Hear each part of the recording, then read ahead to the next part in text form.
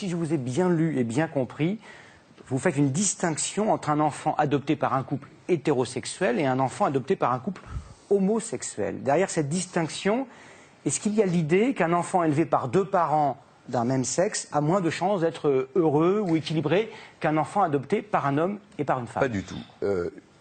J'étais contre le mariage pour tous, comme Alain Juppé d'ailleurs, au moment où ce débat a eu lieu.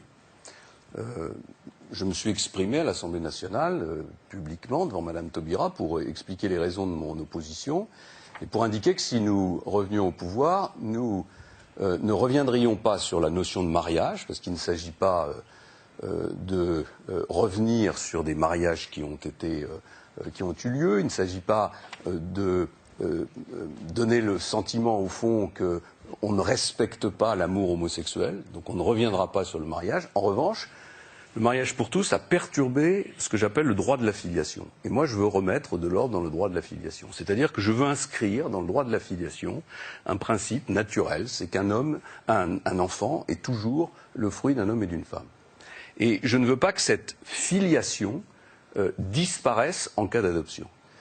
C'est d'ailleurs dans la plupart des grands pays européens ce qui se produit, puisque les enfants, sauf chez nous, ont le droit de connaître leur filiation. Et on peut imaginer qu'un enfant qui est adopté par un couple homosexuel puisse un jour se poser la question et demander à connaître les origines de sa filiation. Ça veut dire que les couples homosexuels peuvent toujours adopter, il n'y a pas d'impossibilité d'adopter, mais l'adoption est une adoption simple, c'est-à-dire une adoption qui n'efface pas la filiation naturelle. Et qui pourrait être, disent les meilleurs spécialistes et constitutionnalistes, sans doute censurée par le Conseil constitutionnel et qui serait également en non-respect avec la Convention européenne des droits de l'homme. Ah non, pas du tout. Au contraire, actuellement, c'est la France qui ne respecte pas la Convention européenne des droits de l'homme parce qu'elle n'autorise pas, justement, elle ne reconnaît pas le droit à l'enfant de connaître sa filiation.